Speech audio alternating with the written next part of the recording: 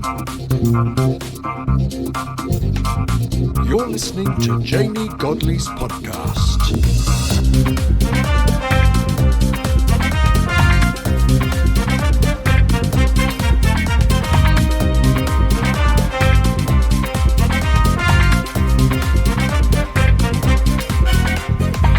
Hello and welcome to Jamie Godley's podcast on this one day late episode 466 on the 21st of March 2021. Tomorrow is the full year anniversary of lockdown. Bruce is on the line. Hello, Bruce. Hello, Jamie, and that's quite a depressing thought that it's the 1 year anniversary, isn't it? It is. It's also a 3-year anniversary of me getting honey on the 22nd of March, so there's good and bad. But yes. It is the 1 year anniversary of complete lockdown. I mean, I think back now, and I think, I remember thinking this is the end of the world. And by the way, it fucking still could be. But before we go into the dark place, Yes. Tell me what you've been doing, because the weather has been good, spring has sprung, daffodils have poked their heads up, snowdrops are there. Tell me what you've been doing.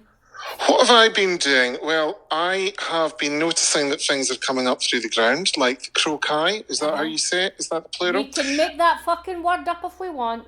Okay, so I've noticed all that. Spring has sprung, so that's been fine. My niece and myself had the most appalling experience. Oh my fucking God, tell me it, Bunty. Oh my goodness, with what was purporting to be an Indian takeaway. Well, my God, did the Devlins have dysentery. It was like a bum buffet boutique in her apartment. Oh. Honest to Christ, honking. There was like oil coming out of her system. We didn't realise as well what we'd done to counteract the hunger from the disgusting Indian was phone a rank Chinese, which I actually think was toenail clippings. Oh, for God's sake. It was revolting. So you've had really... Well, I can counteract that by saying Ashley bought a 6-course tasting menu from 6 by Nico, and it was their Mexican range. And you have to cook it all in the house. My God, thank God she's a cook. But it was spectacular. But you've had a bad experience. But did you lose weight? That's what's important. The funny thing was, I think I have lost weight because I ordered some shorts and they were hanging off me. So Right. I've had to go down a couple of sizes. So I'm not that bad. But I think that's because I've replaced my wine drinking with gin swilling. All right, okay. So you've had a bad experience with Chinese food and Indian food, but I'm a bit thinner and it's warmer, so I can't really complain. How was your trip? Where did you go yesterday? So what we did yesterday was we went to Dalkeith Country Park, Right. because that's within the 5 mile radius. I was radiant on You the were. trip. Because I got a new car at the beginning of the month, so it was the first time I was able to go out with the roof open, and went to Dalkeith Country Park with the dog, who made How friends did with she everyone enjoy the in the roof shop. being open? I'm sorry to interrupt. How did she enjoy the topless car experience? Oh, Smidgen is loving it because she can sniff the air. Does Honey do that thing Honey where does, you're going along and she's... Mm-hmm. Yeah, so she's able to do that even more. So no, that was the thing. It was really warm yesterday, so we went and did that and really enjoyed it, and that's why we're a day late. Not because that man that listens to us in the bath, I can never remember his name, I the one that know. wants the Ramit Bunty dildo. I think he thought I was upset about Drag Race, but I wasn't. I was really pleased because the Glaswegian guy, Lawrence, won it. Yeah, I haven't watched any of it, but I know that everybody was over the moon that's what's happened, and that's Yeah. great. That's a great thing. He did say to me, "Where's the podcast?" I went, "Do you want me to phone you? Because we're all a day late." I had tomorrow. I'm filming all day for an event that's going to be it's a big ball that's being held, and they can't do it, so I have to do it online. So I have to go to a studio, and honest to God, Bruce, I've got 7 inches of white hair growing out my head.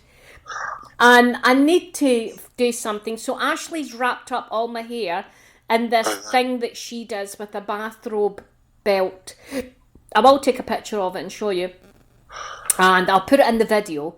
And God only knows. I mean, tomorrow morning I could look like King Billy. I don't know. It could all come out like ringlets. But I'm filming for 9 in the morning to 6 at night, so we're going to have to just fucking live with that and see what happens. But it's the hair thing that's really driving me nuts. My last haircut was, I think, the 17th of December. And that's us, what now, the 21st of March? Oh, it's my nephew's birthday today. Happy birthday, Michael. He's now 23. Okay. 23 and owns 3 buy-to-let properties. Hello, where did my life go wrong? But I am really, it's the weight of my hair. Like you, I've got a lot of hair, and that is really beginning to rip my mitten. Bruce, I look like I'm about to join a religious cult in the Midwest of America with a man called Kurt. That's what I look like. It's literally down my back like I'm a boher away from wearing a cardigan and doing Bible studies. It's horrendous. It's just, I had a cry the day looking at it, and I tied it all up and I went for a walk with husband who was very sensitive to my needs, because he did say when he was walking behind me, you can see the grey for the back, and I thought, yeah, at least I've got hair, you prick, I said in the middle of the Great Western Road while I pushed a dog in the pram. Like, you would think you would know how I was feeling. But we went down to Eusebi's and got a coffee, and then we sat round the back of the stand, you know where that bit is, it's quiet, and let Honey out. And she had a good old sniff about, but refused to do a shite because she knew I was waiting on her doing it. So she thought, no, I'll hold this in and irritate the woman who's already cried about her hair with her insensitive husband who couldn't keep his fucking mouth shut from behind.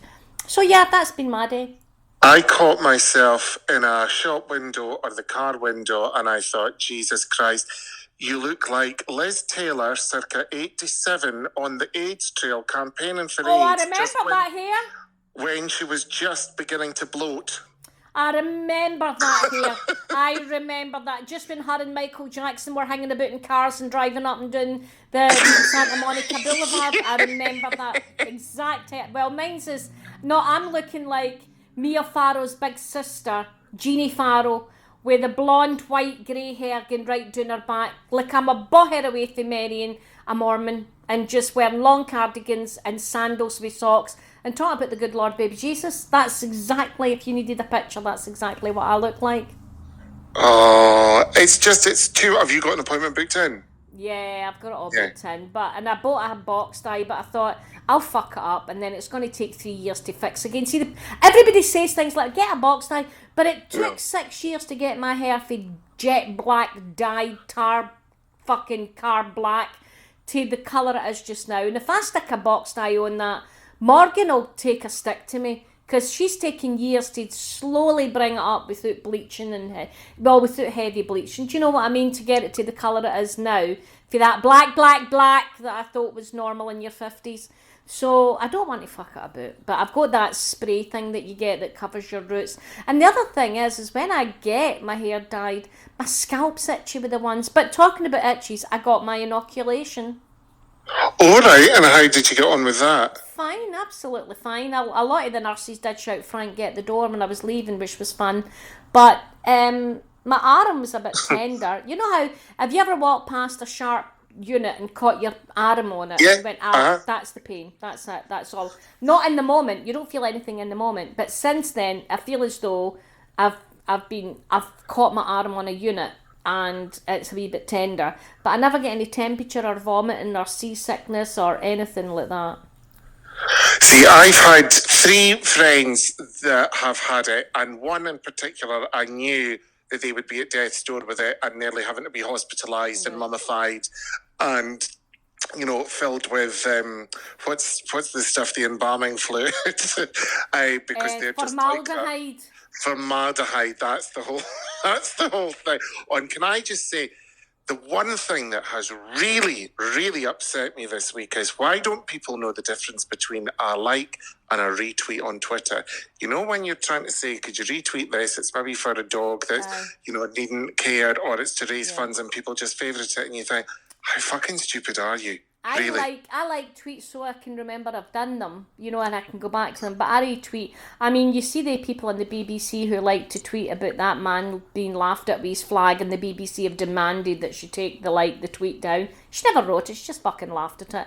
And it's been that kind of week where we've not to laugh at flags, we've not to hate our country.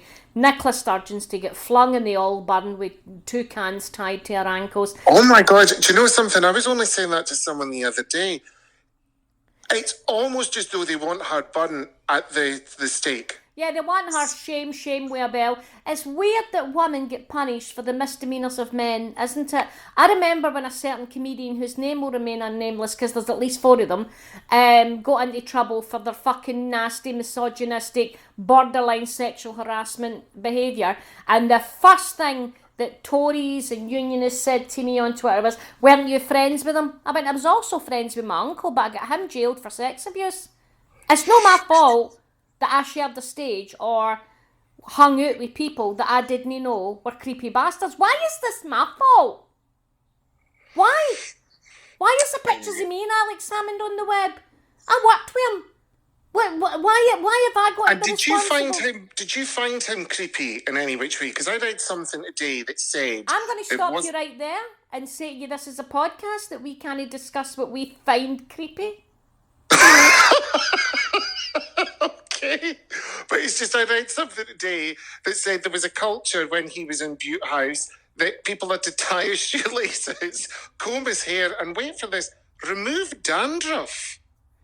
Right, none of that I know. I worked with him on tour and I never came across any unbecoming behaviour. Having said that, I don't hang about people. You've seen me backstage. I do my job. I don't drink. I don't go for drinks with people. I don't hang out with people. I don't share cars with people. I'm in and out like a ninja. I never saw any misbehaviour. But then that doesn't mean to say it discounts people who did. The same as the other people that ended up getting hauled out the coast for the behaviour.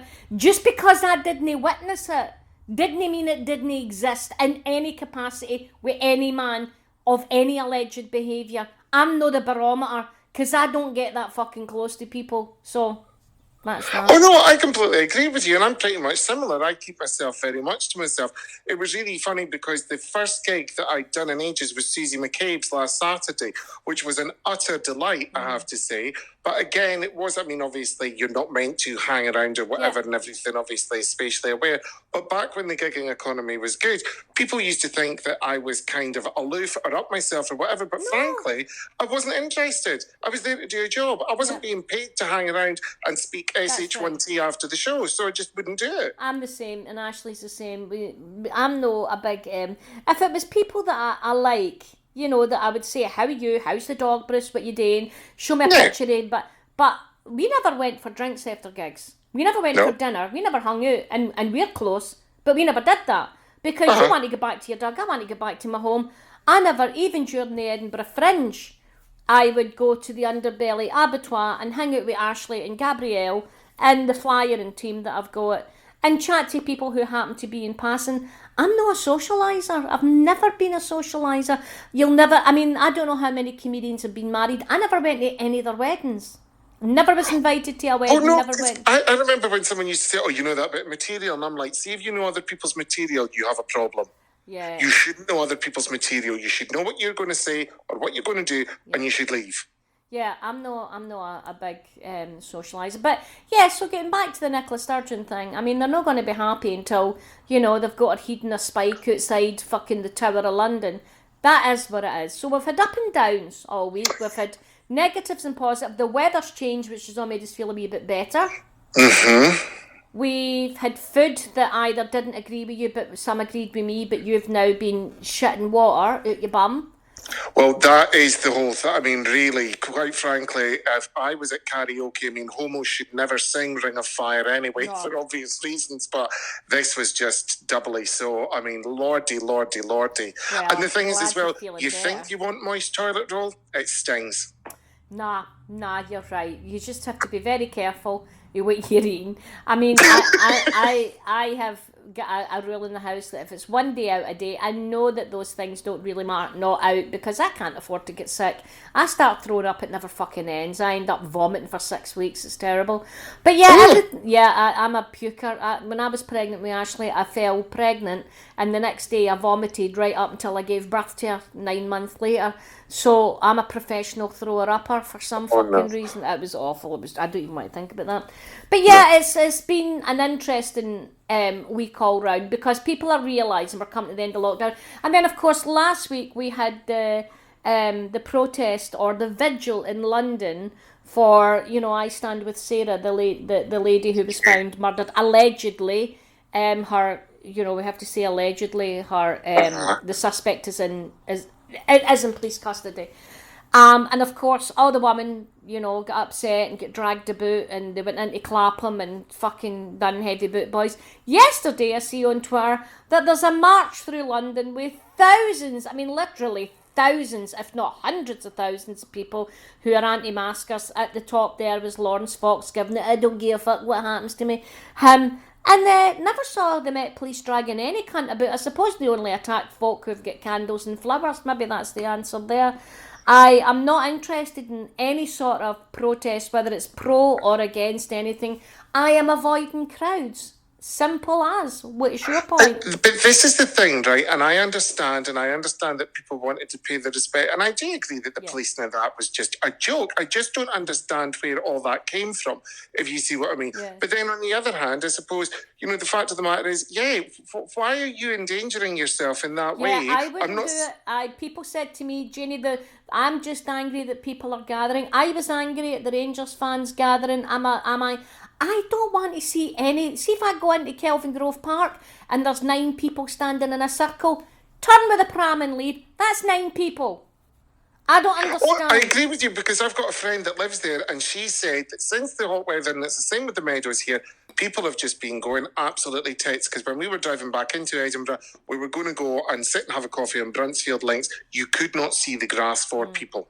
See, I wouldn't go into that. I would not endanger. I would bring it back, get it to Ashley, she'll die, I'll be sad for the rest of my life. It's that fucking simple. That's as simple as it gets. I would not go, if people begged me to go to a protest or a vigil, go outside, I'd say, I'm really sorry. Even though I've been vaccinated, I am not doing it. I cannot wait to go to London in July. Hopefully I've got a gig that I can do. And my mate said, let's all go to the Groucho. My stomach went, and I'm like, I don't know if I could go through the bar and go through people. I'm still scared, and I know that there's people listening to this going, oh, you're fucking stupid, and it's not that kind of... That's your business. This is mine. This is an interesting thing. So this morning we went and walked off the whatever was in our system, right? Yeah. And I met someone that I had worked with in the past. Now, I was a wee bit thrown because I couldn't remember her name, and she was also drinking a can of gin and tonic at 10:30 in the morning. Good on her. Oh dear. Anyway, she was saying, oh, what have you been up to? And I said, well, what do you think? And she went, oh yeah, stupid question. Do you think the fringe will come back? I said, whether it does or not is irrelevant, because I think you will have an army of people who are like, no, we've done all this, we've been vaccinated, we'll go. I think you're still going to have a lot of people that are like sitting in close quarters with folk. I don't think so. No, I am scared. A lot of people are, and fair fucks to them. If you're somebody listening going, that's ridiculous, it's okay if you're outside without a mask, like you saw Kate, Duchess of Cambridge, in at Clapham bandstand, walking among people without a mask. I'm like, I don't know why she would do that. And then everybody's like, oh no, but it's not mandatory to wear a mask outside. I get that, but I'm not going into a crowd without a mask. See, the funny thing is, to be honest with you, I don't know when my vaccination is. I totally get everything you're saying, right? And I respect that. When I get the vaccination, I will just be going back to living as near normal as whatever, in as much as I will go to restaurants, I will go to bars, I will do whatever, just because I'm like, I've had enough. I really have had enough. I agree with you. I am going to go to the Groucho Club. I am going to go back into a club, but I'm not going to stand in lots of crowds. I'm still going to keep myself out of the way as best I can. I'm not going to go into a big crowd of people, hug and kiss them all like I did before. Oh, God, no. I mean, I never did that before anyway, and some people are just quite scabby and rank, so I want to stay away from them anyway. Yeah, we're doing that. I don't know. We're all going to have different modified behaviour after this, and I'm quite frightened of it all. But I no doubt once time goes on and the numbers aren't going up and people aren't getting infected, my brain will kick in and go, it's okay now. But you've got to remember, Bruce, for a whole year we've been told if you go near people, you will get the virus and die. I'm not making that up. That was a message that was drilled into your brain for a whole year. Oh, no, I completely agree. But then my other thing is, Paris is hoaching with the virus at the moment, and yet the UK are still letting flights come in from there. And you're like, there's no one letting any lesson. No. What was that? What have you done? Who? Me? Nothing. Heard the phone going funny. Anyway, I'm so glad we got the podcast done. I cannot wait to speak to you next Saturday. No doubt we'll have Mary moan about. You'll have your say, I'll have my say, and we'll have a house grinding our gears. Well, Bruce, do you want to say hello to anybody as we're leaving? I will say a hello to, if there's anyone called Wilbur. Oh, I like a Wilbur. Yes, Wilbur. Ginty. James. Sue. Oh, a wee Sue. Yeah, a wee Sue. And I'm trying to think, Ethel. Some good old World War II names there. Yes. Well, if anybody's listening and you've got the name Leona, Siobhan, Shona, Katrina, Edmund, Eduardo, Ivan, Carlo, Monica, Elaine and Gabrielle, people I know, have a good old Sunday, Bruce. Thank you for doing this a day late with me. I'm so sorry we couldn't make it yesterday, but it was the first day of sunshine and we needed a fucking break. Absolutely. I will speak to you next Saturday, my darling. Bye-bye. Okay, bye. Thank you for listening to the podcast. Thank you to Paul Boyd for the intro and outro music. If you want to donate to the podcast, you can do that. If you want to share and rate it, do that too. Thank you, everybody. Speak to you next week. If you'd like to donate to the podcast, go to the podcast page and click the PayPal link. Or you can donate PayPal directly using the email address godlyoffice@btinternet.com.